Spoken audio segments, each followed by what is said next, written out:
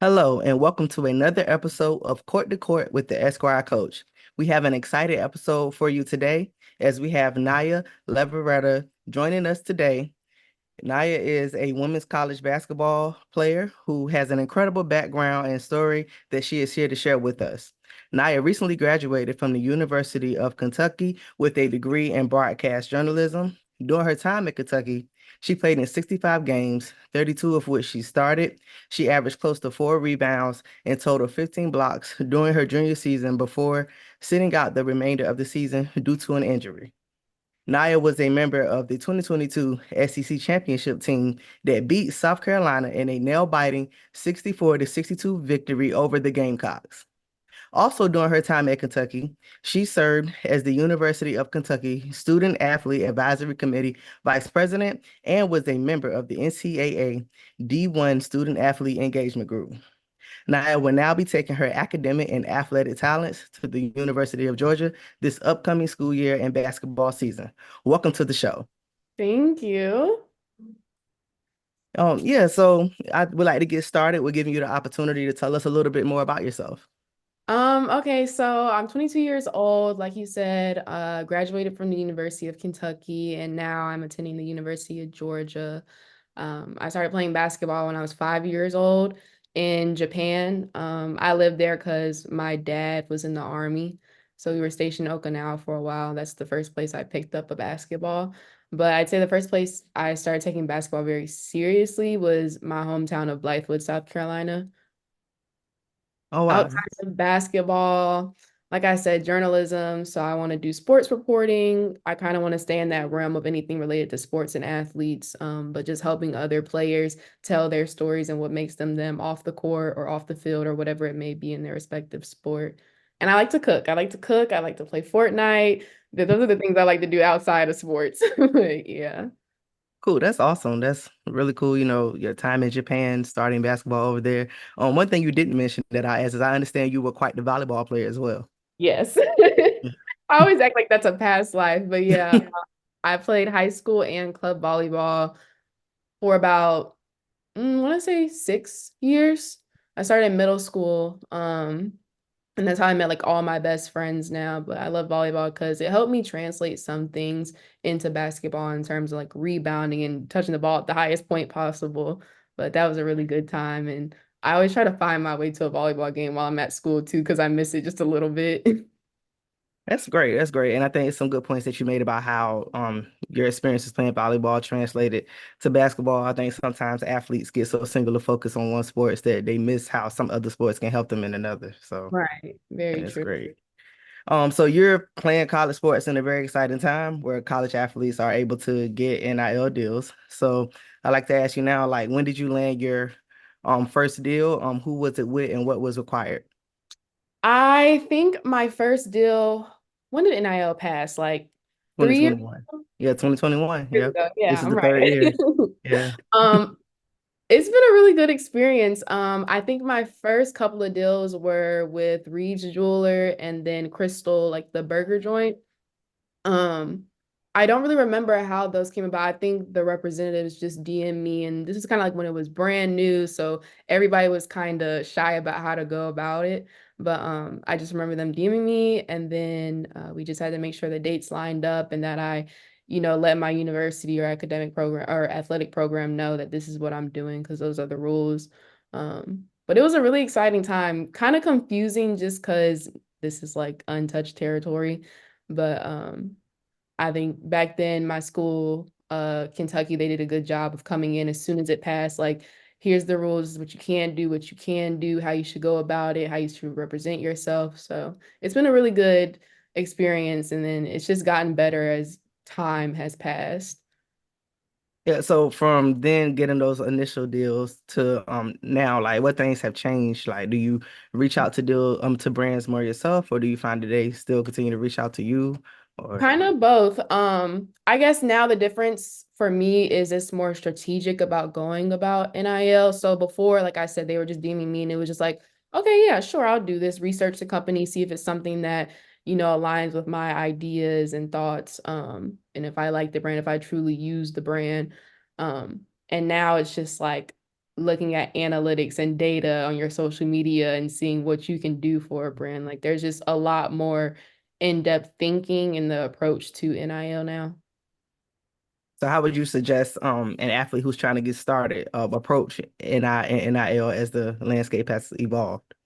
I think now, and this is something that like I think I want to work on too. Like I haven't started doing this, but coming to a new school, I kind of realized, okay, I might want to get an agent just so there's somebody who understands. Because there's brands out there, there's companies out there that will, try to utilize or not utilize, but use an athlete and the athlete just doesn't know just because there's a lot of legal stuff that goes behind that let's be real, a lot of people my age, if we get a long sheet of terms and stuff, we're not going to read it all. You see money, you're going to sign it, most of the people. But I think getting an agent just to make sure you're going about it safely so you're not messing yourself up in the long run. But then I also think just having your brand, what you represent, so having a plan as to what kind of brands you want to represent, whether that's beauty, whether it's travel, fitness, whatever you like, what's your niche, sticking with that so people, you attract the same viewers, customers, and audience and not just so random and out of the way. But Yeah, definitely. I think you gave some great advice there with both things. One, I am an attorney and I do talk with athletes and their parents a lot about the things you talked about, the legal things, because I do know sometimes you get like this overwhelming document and you just skip to the bottom and you're not really in tune to what you're signing. And it's very important fine that print. yes, you could be signing away a lot of opportunity for yourself. So it's definitely important that you slow down and make sure that it's a good deal, that it complies with the state NIL law, complies with your school's policy and things like that. And I also think it's great that you mentioned how other athletes can start to brand themselves and make sure that they're doing things that are aligned with them as a person on and off the court or field. Yeah. Um, so how have you managed your NIL opportunities with your responsibilities as as a student as well? It's kind of easy because there's a lot of rules. At least I know both schools that I've been attending, as to when you can, partake in NIL activities. So you can't do it during class. You can't skip class to go do an NIL event or a video or something like that. You can't skip practice. So the rules make it to where you have to do it in your free time, which is something it should be. It should be a privilege, not something that's taking away from your main responsibilities as while you're here in college. Definitely. So what advice would you give to athletes like yourself and undergraduate athletes with balancing that with like managing with time management as it relates to NIL? Yeah, I think if it's something you're not truly passionate about or you don't agree with, maybe the ideas of the brand or maybe the owner and they have certain views about something because that's tied to you for life. Don't go out of your way to make it fit in your schedule. If somebody wants to work with you, if you want to work with somebody and your ideas truly align, it'll work out.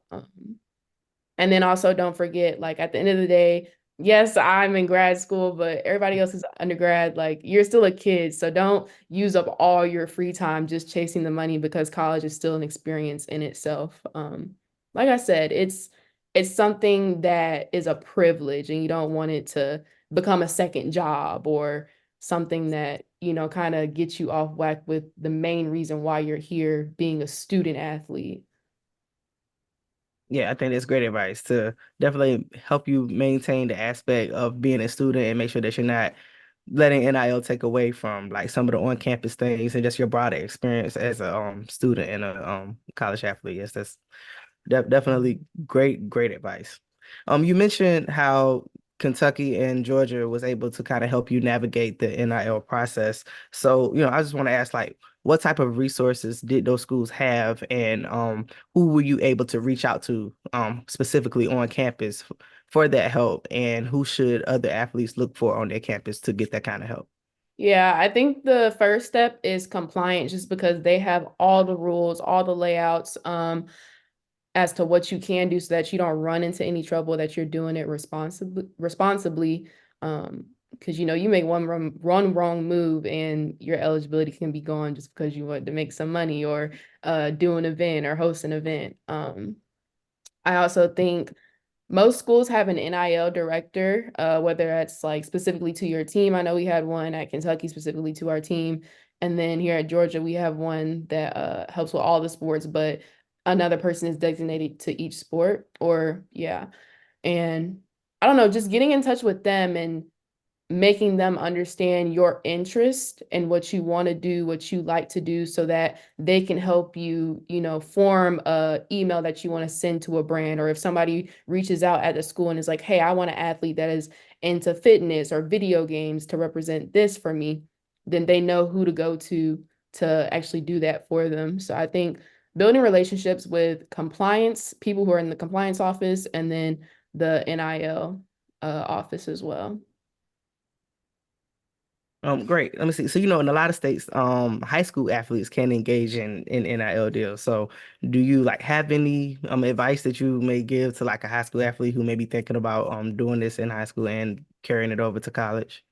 Um, yeah, I would say if you're in high school, definitely at that age, like especially if you're under 18 and you can't like sign for stuff on your own, your parents have to make sure that, you may be a little bit more educated than your parents on something or vice versa. They might be more educated than you, but I think taking it to somebody who deals with, legal activities to make sure that you're following all the rules, because God forbid you sign something in high school and then you have to fill out these forms when you get to college saying like what you've done NIL related, and then something comes up flagged.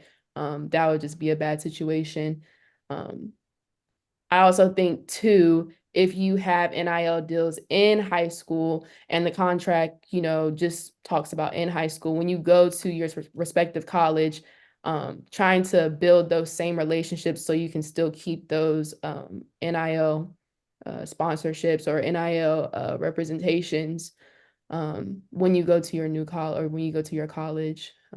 And then lastly, I would say even on your visits, like you want to know, like, yes, you're doing a lot for the school. You're a student, you're an athlete, but you also want to know what brands do they represent? What kind of brands and opportunities do they have that could come to you when you go to that college? So I think going on a visit and yes, making sure the academics are good, making sure that whatever sport you're playing is good, but also seeing what kind of support do you give athletes in terms of NIL, because that's important too. Yeah, I think that actually dovetails well to my next question. I read an article where you talked about your decision to attend Kentucky, and you mentioned that the coaches and administration help you grow and benefit you for like the next 40 years. So, what advice would you give to high school athletes or even college athletes who are considering transferring, regarding choosing a program that will help them not only athletically, but to develop holistically?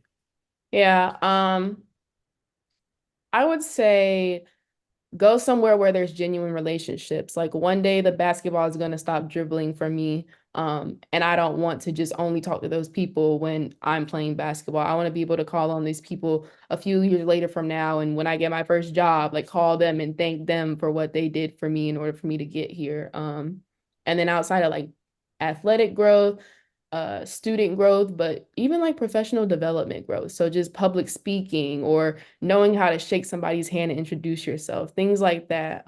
Those are really important to me. And I felt like in high school, going on my visits, if I saw one red flag or something that just didn't sit comfortable with me, I couldn't go there, because who knows like what else would happen while I'm there. You just want to be around good people that are going to help good things happen to you because you treat them well and they treat you well in return. Great. Yeah, that's those. So you heard it. Make sure that you are considering your academics, your athletics, and how your experience at your college will help you later on in your career. So as I mentioned in the bio, you were the vice president of the University of Kentucky Student Athlete Advisory Committee. Could you tell us a little bit about that experience and what made you decide to serve in that role? Yeah, I love SAC. It's kind of just, especially at Kentucky, the athletics campus was like basketball, women's volleyball, rifle on one side, and everybody else was on the other. So at first, I found it hard, like making friends who are also on strict schedules, just like I am, or understand my day-to-day life. So I think my sophomore year is when I was in SAC for the first time. Yeah, my sophomore year. Um, And it was fun because you just get to go into these meetings, you see athletes of every sport, and then you guys get to talk about what changes you want to see on campus, what more can be done here, what community service do you think should be implemented within across teams. It was a really good experience. And then I think summer of my junior year is when the head hit me up and was like, I really think you would be good for the role of vice president. I was a little nervous, but I was also really excited because I want to be somebody that other people who are going through things can come to me and say like, "Hey, can we try this? Can we change this? My team thinks this of this event." Just so the student athlete experience continues to be phenomenal for everybody. That's awesome. So at the time when you were serving in that role, a lot of changes were happening in college athletics and they're still happening. Did any of those like topics come up, like things that you guys may want to see as it relates to NIL or any of the litigation? Yeah, that was a really big topic for a while, not even just with SAC, but even like I was a SEC representative for the Leadership Council, and um, they really want us to be protected. And, they might not be able to do everything in their power, but the voice of 1,000+ athletes can do a lot. Um, and at the point, like I keep talking about protecting athletes in terms of, contracts and things like that. So a big point was making sure that, we are sending emails or letters to change some of the legislature, some of the writing about how we can be protected and what can be prohibited, what should be allowed. That was a really big topic, not just school-wide, but conference-wide, and it still is today, just to make sure that, we're getting the utmost protection that we should be getting. Definitely. You were also a member of the NCAA D1 Student Athlete Engagement Group. So what was that experience like, and how did it differ from being on SAT? It was really cool. This one was different because I got to talk to women's basketball players just specifically. So SAC was all sports. Division 1 women's basketball was just that women's basketball. And it's interesting because you get to talk to people who, yeah, they're Division 1, but there's different conferences, whether that's Power 5 or not, so you can hear everybody's experiences and get opinions on different things like transfer portal or NIL and how we should go about things. So just getting everybody's opinion and why they are strong about that opinion. And you may not agree, but you can see why they think that way. And then making a decision that kind of helps everybody, or it won't satisfy everybody, but like a happy medium or something that the majority decides that this is what we should go with. But it was really cool. I still talk to a lot of the girls. I think at the time, one of them, that's funny, yeah, one of them used to go to UK, so I was really close to her. And then one of them also went to Georgia, so I'm also close with her too. So just having those relationships too, like, yes, a lot of these titles are leadership, but I see it too as an opportunity to get to know these people that paved the way before us. That's great. That's great. I like to hear you talk about the power of building relationships. I think that it's definitely something that I wish from a networking perspective that I had learned a little earlier. So, as you guys are listening to her talk about it, really zero in on how she's talking about using each opportunity to build relationships and carry over those relationships as she continues to go through her athletic and professional career. So I have a follow-up question to those. How important do you think it is for college athletes to seek those type of opportunities, and how can they go about finding them for themselves? I think it's very important. For one, it's so easy to get caught in just the daily loop of practice, class, treatment, eat, like go to sleep, homework. But having something else to look forward to have an input, to actually, make a little bit of change. That was really cool for me. And then, like I said, you never know who you might want to call on in a few years or who might need you, a decade from now. So just building those relationships while you're, you know, taking over leadership roles is a really big deal. Um, Something that, I was nervous about, honestly, when I transferred was just like, oh, wow, like this is another SEC school. Like, I hope people don't look at me a certain type of way because, like, rivalries and same conference. But it's been nothing like that. Everybody that helped me in Kentucky, the first thing they did when they found out I was going here is you need to get in contact with this person, this person, this person. And it just goes to show like, yes, you're doing a job, but these people care about you at the end of the day and want you to continue to grow because they just want you to succeed. That's awesome. That's awesome. So I think this is my last question, and kind of dovetails what you just said about now going to Georgia. So my question was, what things are you hoping to accomplish at Georgia, both on and off the court? Yeah. I'd say on the court, it's really hard for me to say because it's been over a year since I've played. So my main focus right now is just getting cleared so that, I can help this team win and succeed on the court. And then off the court, I just want to grow so much in terms of getting out of my comfort shell. I feel like there's so many more things that I could have been doing, and it's not too late. Like, granted, I have 2 more years, and the injury was like sad, but it's a blessing in disguise too, because now I have another year of extra eligibility on top of my COVID year.